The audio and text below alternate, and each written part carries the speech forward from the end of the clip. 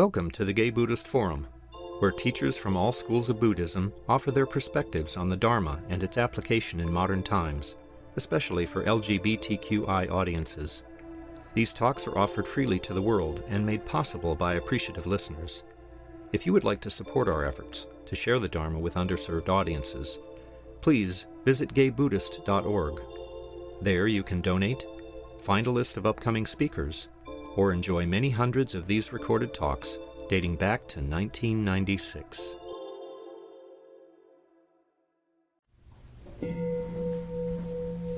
Welcome back.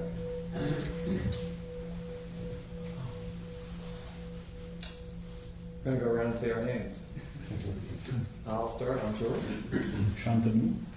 My name is Michael. Jason. My name is Jay. Farouk. My name is Cass. My name is Mark. Mark. David. My name is Christian. My name is Rich.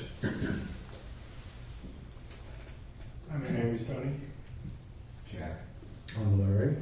My name is Ray. I'm Ed. Warren. Jeff. I'm David. My name is Jerry. Jim. Bob. Ariana. Jay. Lee. My name is Joe. I'm Jim. Ray. Peter.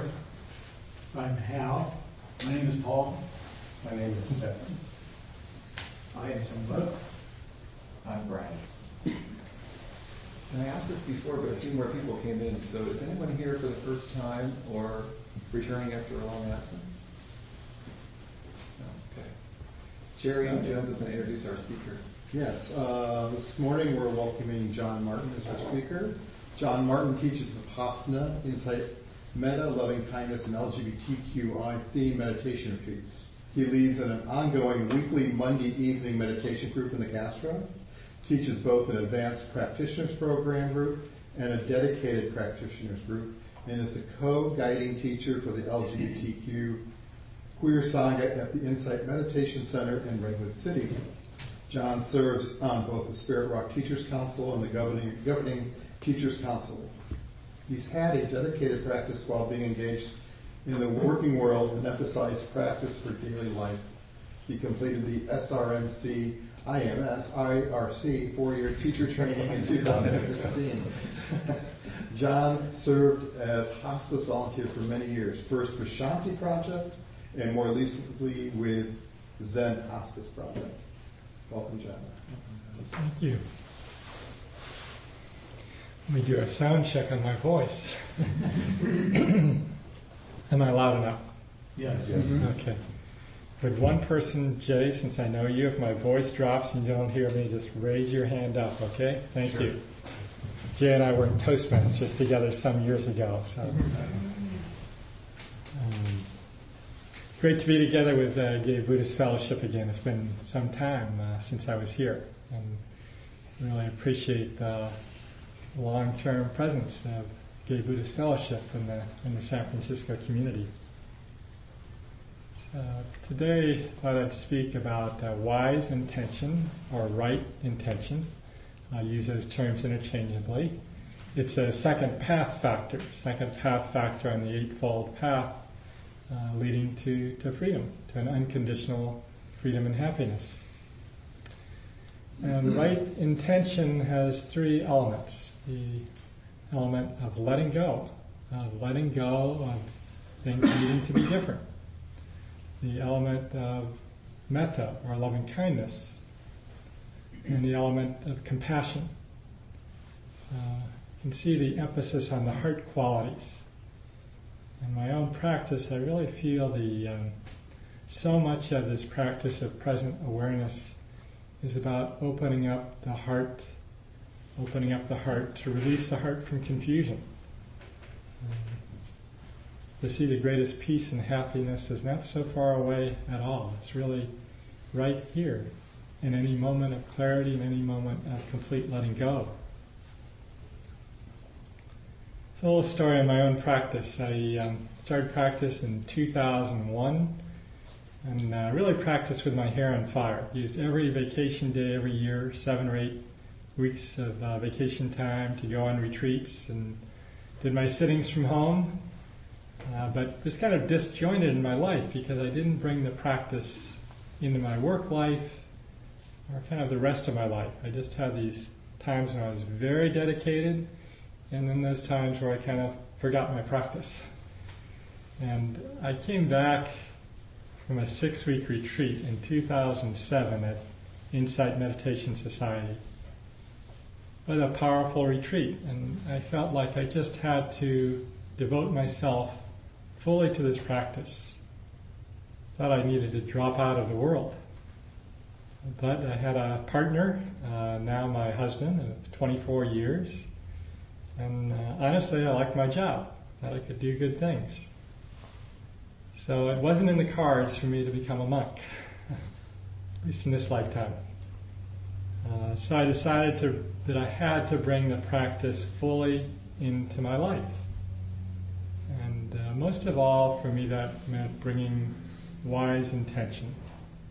This intention for letting go, for kindness, compassion, into every aspect of my life, and to cultivate mindfulness, present awareness throughout the day. So, of course, my teachers have been saying this all along, but somehow it hadn't sunk in.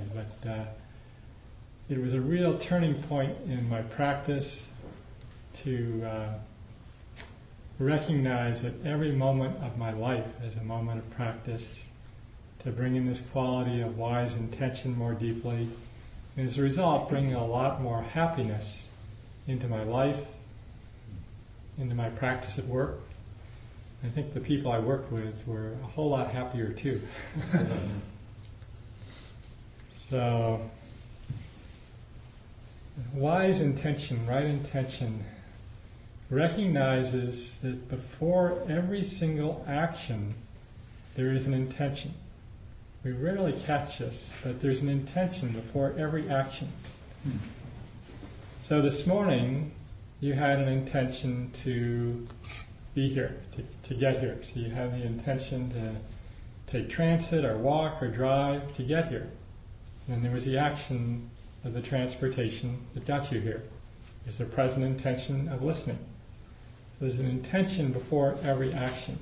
So if we cultivate intentions rooted in letting go and kindness and caring, rather than intentions rooted in needing or wanting or intentions of ill will, hatred, then we are cultivating intentions that result in actions that are non-harming, actions that you could say are in harmony with our own hearts, in harmony with other beings, in harmony with society, because we're in the world in a peaceful, non-harming kind way.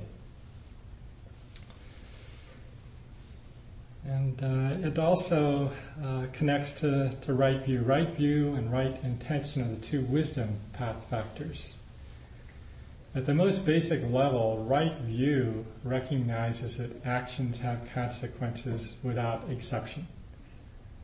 Every action has a consequence, even though we rarely see exactly what the consequence is, but we know if we yell at somebody, for instance, if we get really angry, we're going to feel the consequence. They're going to perhaps yell back at us, or we're going to feel rattled and unhappy afterwards. And we kind of know this, that actions have consequences. It's a law of karma that Ruth Denison describes as karma. Karma means there's no getting away with nothing. And she added, darling. There's no getting away with nothing, darling. That's a great reminder. There really is no getting away with nothing. So, and then as we cultivate both right view, recognizing that actions have consequences, cultivate right intention, we begin to see and know things more clearly. We begin to see what leads to happiness and what leads to suffering. That when we let go of being in contention with the present moment, when we accept the present moment just as it is, peace is possible in that moment, no matter what the condition. If we're in contention with the present moment, if we're wanting or needing it to be different, we're adding this layer of suffering. It's really unnecessary. So on the path of practice, we begin in small ways, then in bigger ways, to have these moments of recognition more and more that the happiness comes forward that is not dependent on perfect health, on finances, on relationships, even on the politics of our country. We may still recognize the need to speak up and take action, to speak against injustice, to speak the truth. But the very, very present moment, this very moment, can't be any different than it is. And when we accept that, we come into this greater sense of peace, ease, contentment in our lives. So I'd like to tell a story about this, what I think is a very inspiring story about wise intention. Intention of letting go, intention of kindness, and intention of compassion. I think of it as a story for our time, even though it's a story that happened about 2,400 years ago, about 250 years after the time of the Buddha. So this is a story of King Asoka and a nameless monk. King Asoka ruled for 30 years in a kingdom in northern India. And the first years of his time as king, first 10 years or so, he was known as a very brutal king, at war with the neighboring kingdoms, and unkind to his people. And checking on Wikipedia, if it's accurate, I learned that he deported 200,000 people from his own kingdom. So even at that time, deportations. 150,000 people killed in battles. So very brutal. After one particularly brutal battle, all the carnage on the battlefield, the king was there, and he saw a monk who was perfectly serene and at peace walking across the battlefield. And the king was moved to ask him how it came to be that he could be so peaceful, even in those conditions.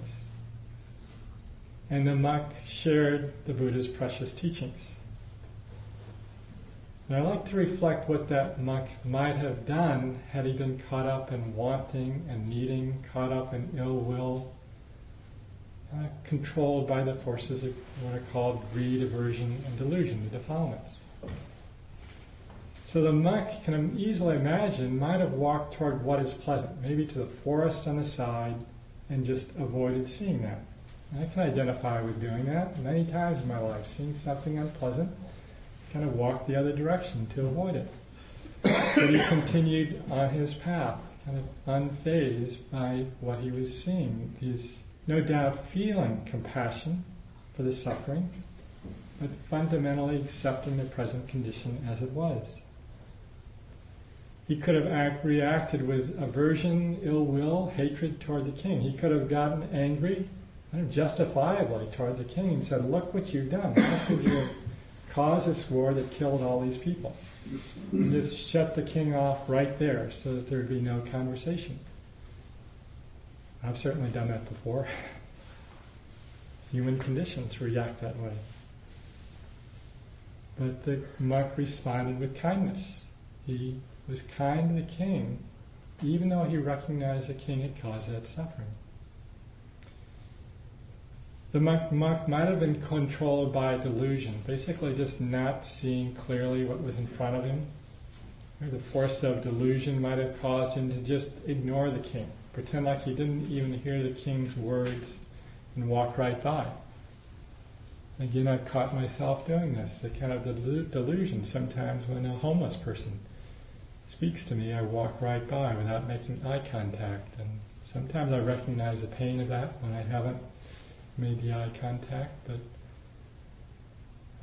this force of delusion that causes us to walk right by human suffering. So the monk acted from compassion. He saw that even that king who had caused all that harm was suffering, and shared the Buddha's teachings as an act of compassion. So the beautiful part of this story is that the king became a practitioner, and he became known as a kind and benevolent king, at peace with the neighboring kingdoms, kind to his own people. His son and daughter became practitioners, and they carried the practice to Sri Lanka and then to Burma, what's now Myanmar. So for those who are practicing insight meditation, as I do, we can trace our practice right back to that nameless monk practicing kindness and compassion and sharing the Buddha's teachings with that king.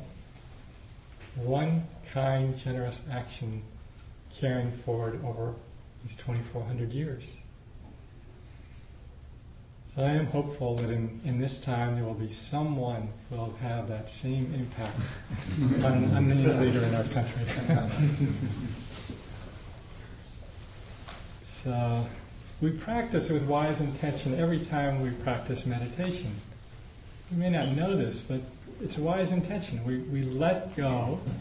When we practice meditation, when we sit, we have the intention of letting go of the past, letting go of thinking about what's happened in the past, letting go of thinking about our plans for the rest of the day. The intention just to be present, to be kind to ourselves as we sit, to invite kindness and ease, sense of relaxation in the body. And we can forget this one, but it's very useful to have the intention of compassion.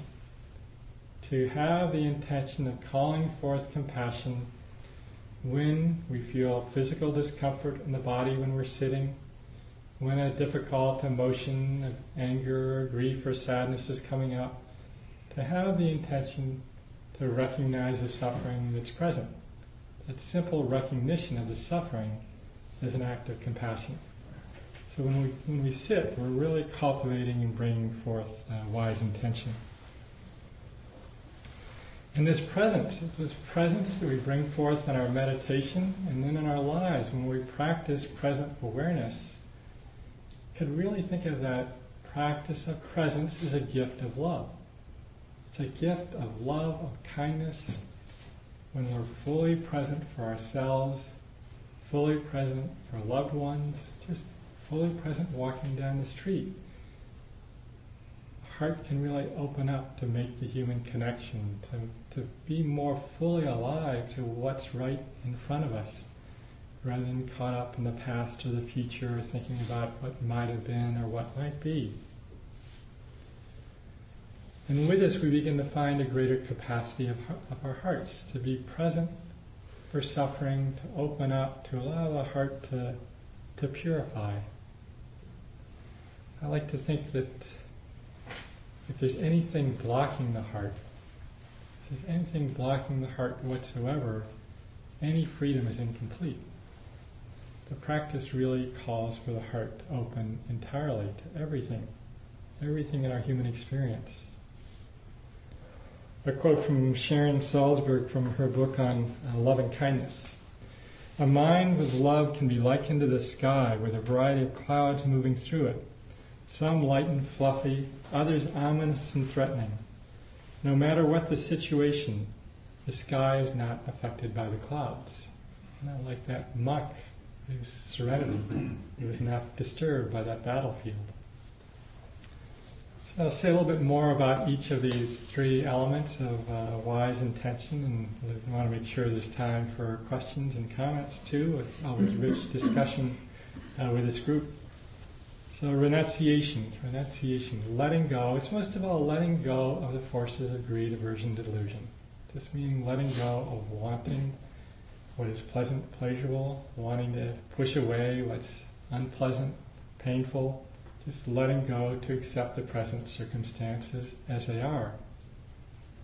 Many teachers say the whole of the path can be understood as one of deeper and deeper letting go. And with a deeper and deeper letting go, there's greater happiness. I think of His Holiness the Dalai Lama, who has so deeply let go. That he lost his own country, and yet he's this figure of compassion and kindness for the entire world. Clearly, his fundamental happiness and peace is not disturbed even by the loss of his own country. A great expression of this is that he describes the senior Chinese government officials who took the country of Tibet, as he describes him as my friend's the enemy. Kind of inspiring to think of. We could think of all the difficult people in our lives as being my friends, the difficult person. So, another quote from Ajahn Chah. Been reading a beautiful biography on Ajahn Chah. I never thought I'd be reading a 700-page biography on a monk, but it's an inspiring book. I think the title is Stillness Flowing. A great book. But from Ajahn Chah, try to be mindful and let things take their natural course. Then your mind will become still like a clear forest pool. You will see many wonderful and strange things come and go, but you will be still. Problems will arise and you will see through them immediately. This is the happiness of the Buddha.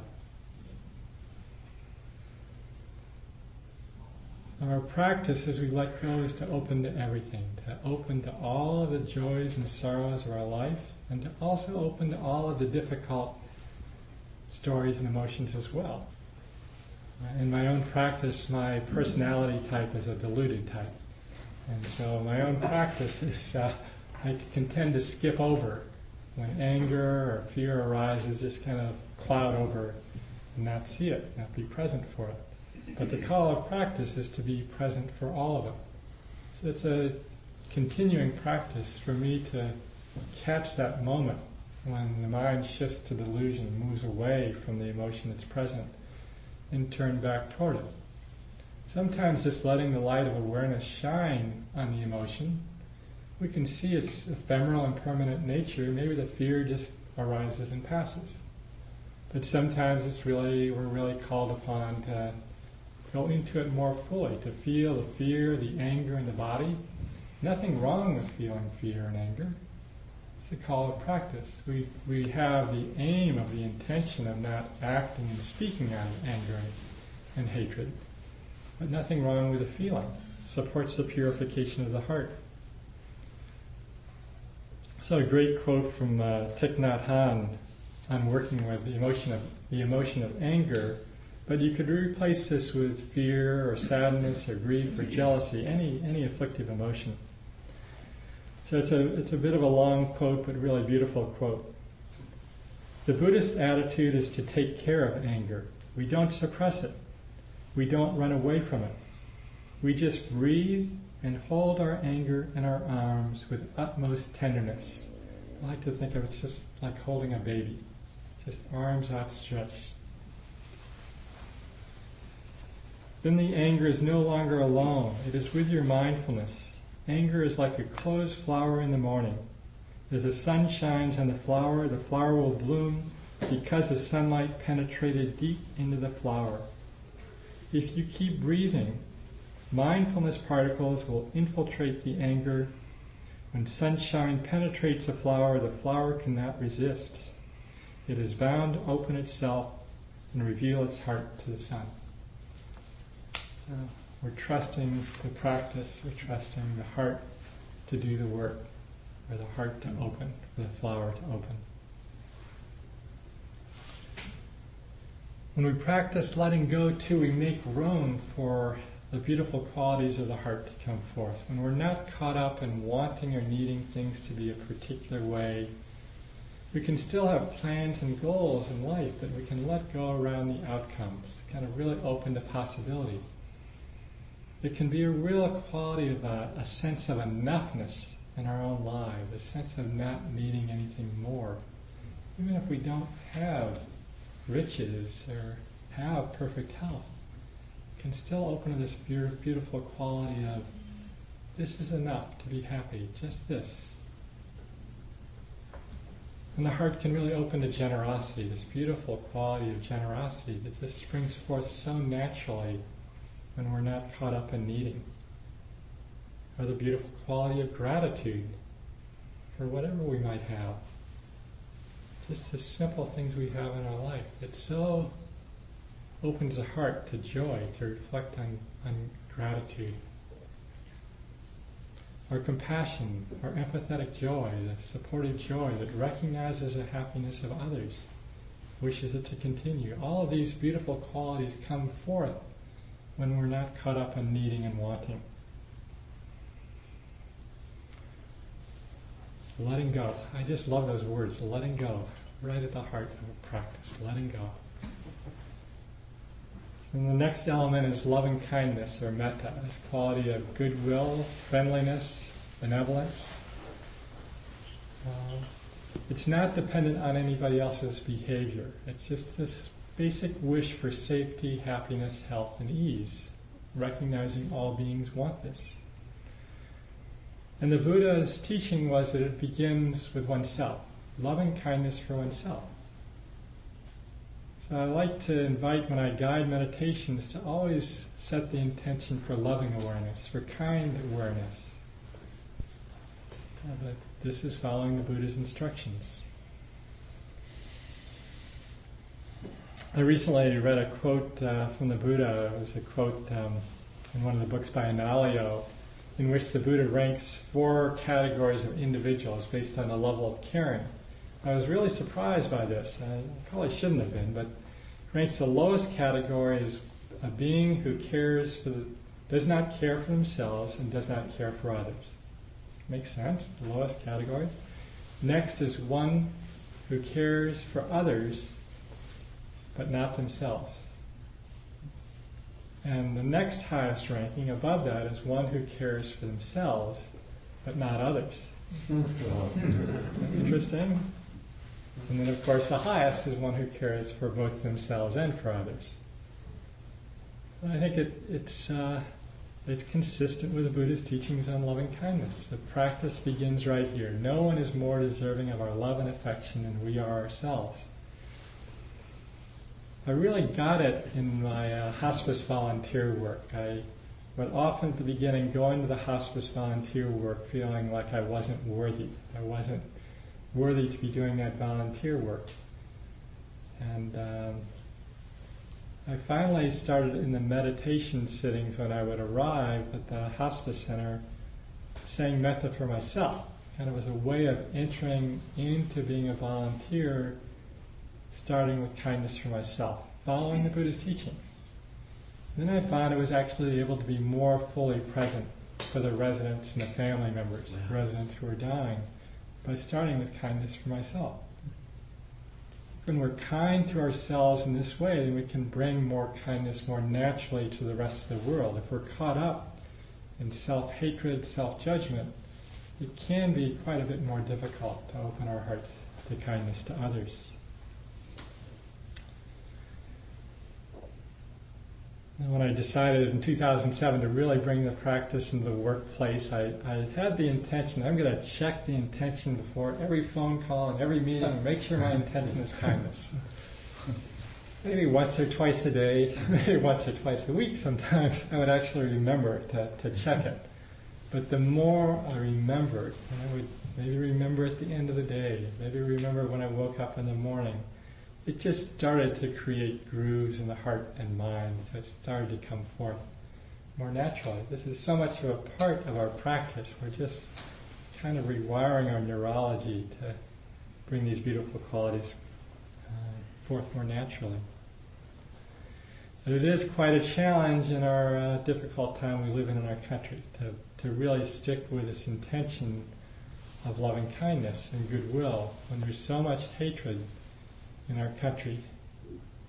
And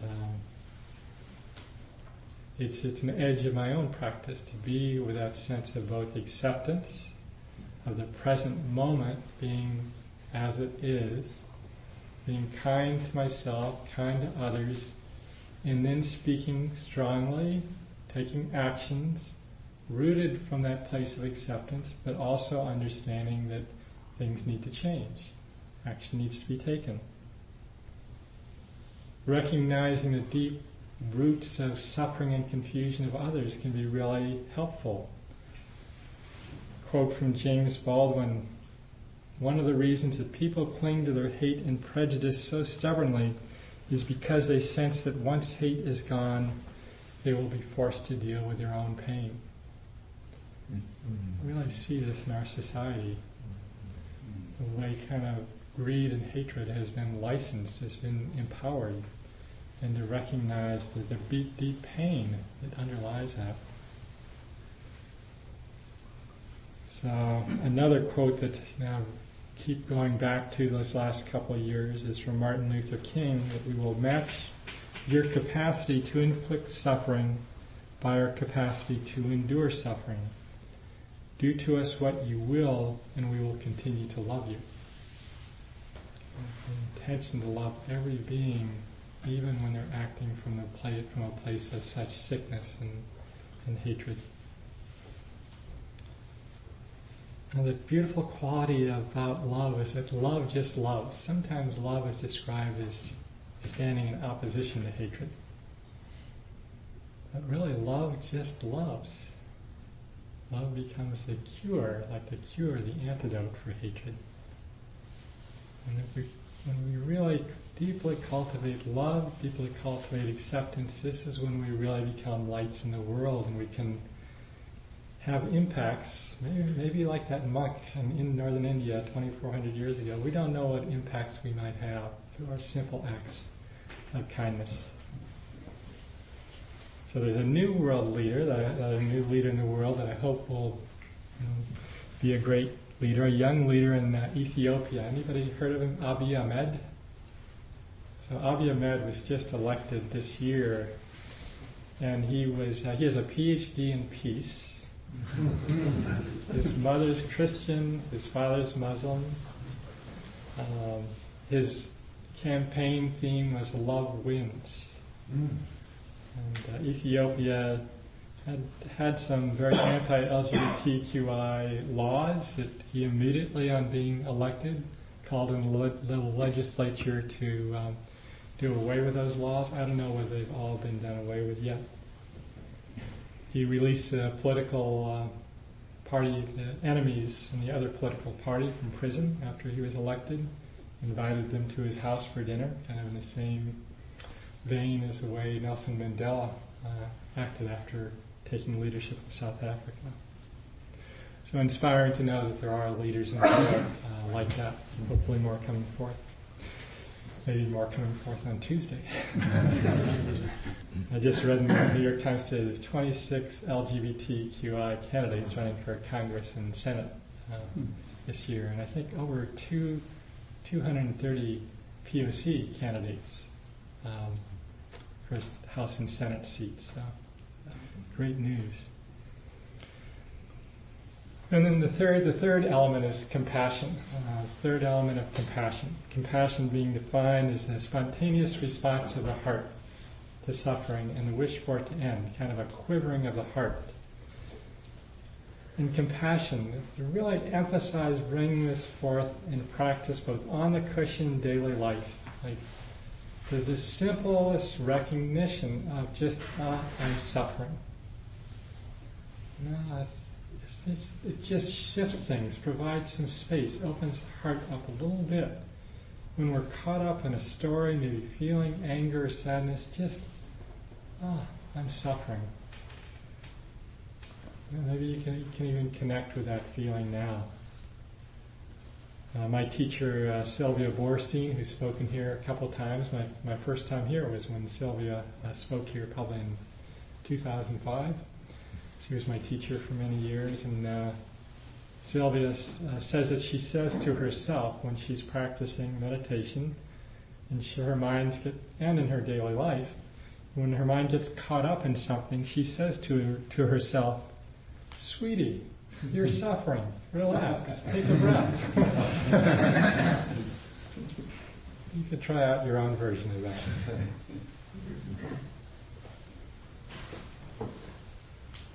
I want to try and wrap up so there's time for questions. A quote from His Holiness the Dalai Lama on compassion.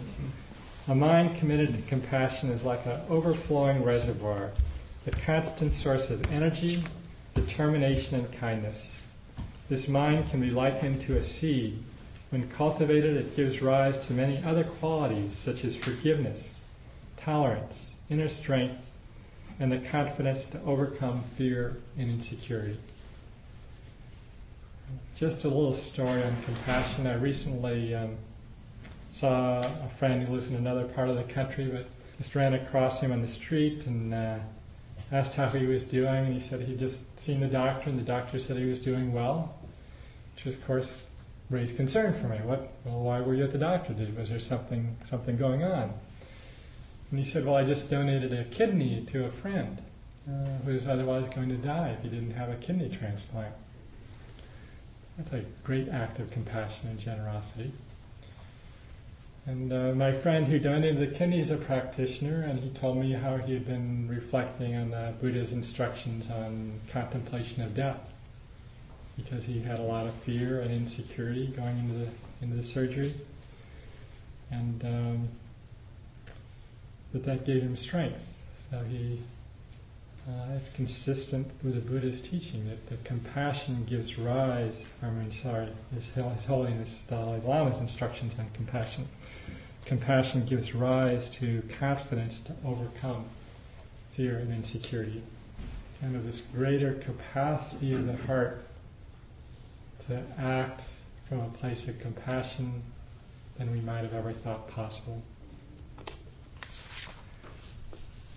So, just to end in saying that this is a path of happiness and joy. I was recently on a short teacher retreat with an Alio, and he really emphasized this, that this is a practice that leads to a greater and greater joy and happiness. We're called upon in practice to open to suffering, the first noble truth. But as we practice with these beautiful qualities of right intention, of letting go, of kindness, compassion, we begin to see that we don't need to shoot kind of what the Buddha referred to as a second arrow.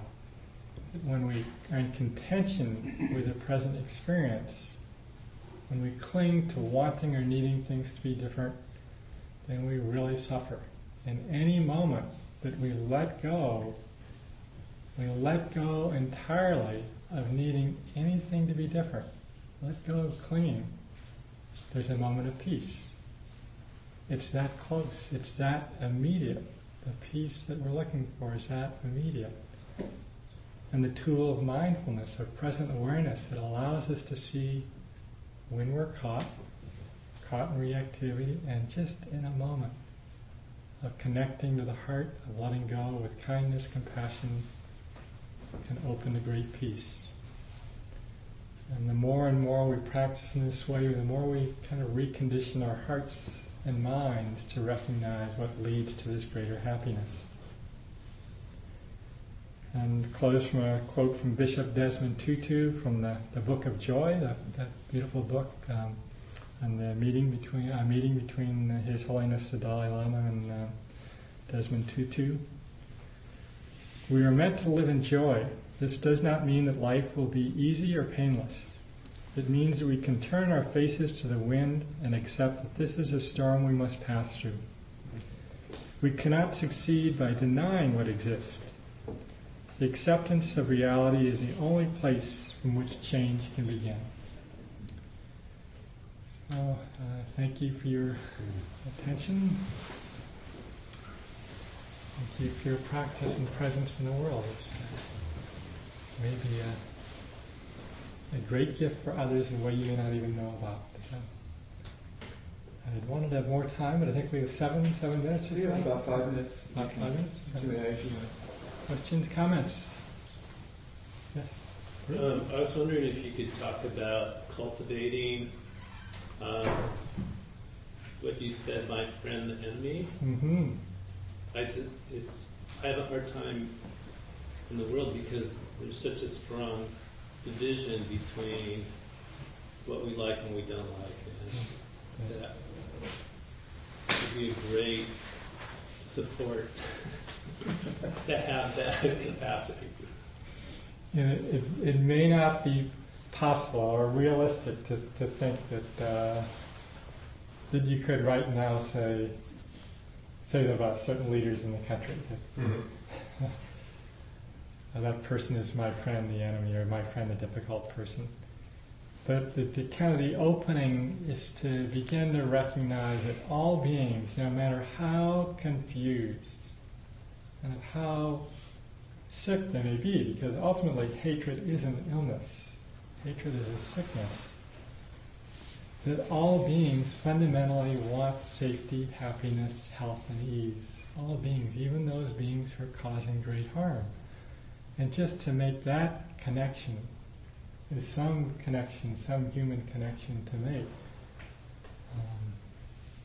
When I teach Metta retreats for 10 days, and we will spend a day working with a difficult person. And we'll say Metta all day for a difficult person. Sometimes it does shift the attitude a little bit. I usually recommend starting with a not so difficult person, but people have the tendency to go right to the White House. It's a good practice to try out. Maybe it's someone, a neighbor, a family member who just triggers you a little bit. It's just a difficult interaction. And to try out offering kindness to them. Maybe just to recognize they were once a baby too. They were born, they grew up, they have people who care about them, that they care about, that they too want safety, happiness, health, and ease. And just allow some sense of connection and kindness to come forth in that way.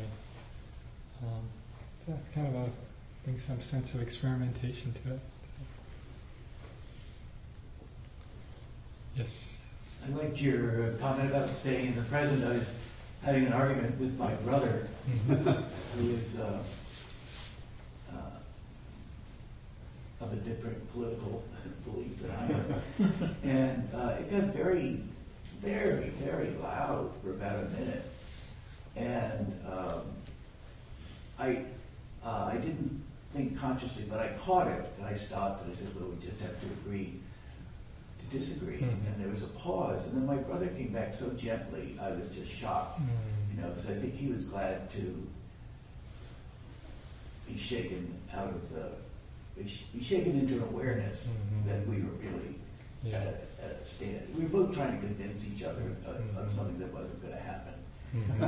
In hindsight, that's what I figured out was my intention and conscious intention. That was utterly foolish. So anyway, I wasn't thinking all that. I just stopped, and it was just so cool to be aware of being in a real negative moment and stop. Yeah. Which is really beautiful. Great. It's like the presence being the gift of love. That you were present, and you could just say, we agree to disagree, and it was like that presence that you offered, clarity you offered, that was like a gift to him as an act of love. And it's beautiful. Thank you. Such a deep listening with practice that we do, where we can listen so deeply with our hearts to others.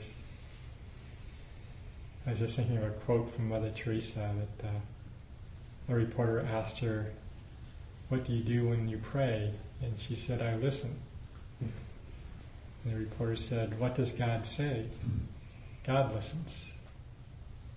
And then Mother Teresa said, if you don't understand that, don't ask any more questions.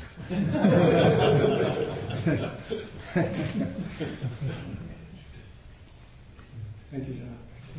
Thank you. Do we have any announcements? Jim. Yeah, I'm your host. My name is Jim. Welcome. We have some treats out there. I'll be coming around with a Dharma bowl. I'm unavoidable. There is a roster to sign if you want to be on our mailing list on the long wooden surface over here. There's hot water for tea, and just leave your cup in the sink and I will take care of it. Frequently, guys who want to have lunch gather around the door around 12:30 and go out locally. Anyone is welcome. And I believe that's it. Please stay and enjoy the fellowship of the community. Anyone else? We gather in a circle for Next week, our speaker is going to be Dhanadasa Chan, who's been here before. He's going to be doing a 2-week talk on the 4 foundations of mindfulness. Dhamma Das has been practicing with the San Francisco Buddhist Center, which is this place, since 1993, was ordained in 2011. His current area of exploration is the cultivation of metta as a response to all the hatred, discrimination, and bigotry in the world out there. Sounds quite appropriate for next week. And through personal anecdotes, experiential exercises, Dhamma Das will explore relation to ourselves and to others. Thank you, Jerry. Now, can we gather into circles for good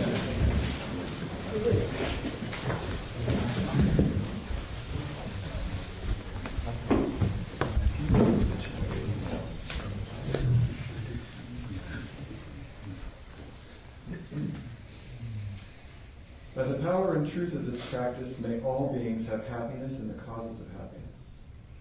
May all be free from sorrow and the causes of sorrow. May all never be separated from the sacred happiness which is without sorrow. And may all live in equanimity, without too much attachment or too much aversion, believing in the equality of all that lives. Thank you for listening to the Gay Buddhist Forum. If you would like to hear several new talks per month and be notified of upcoming speakers so you can participate live, please subscribe to this podcast, like us on Facebook, and join our mailing list by visiting gaybuddhist.org.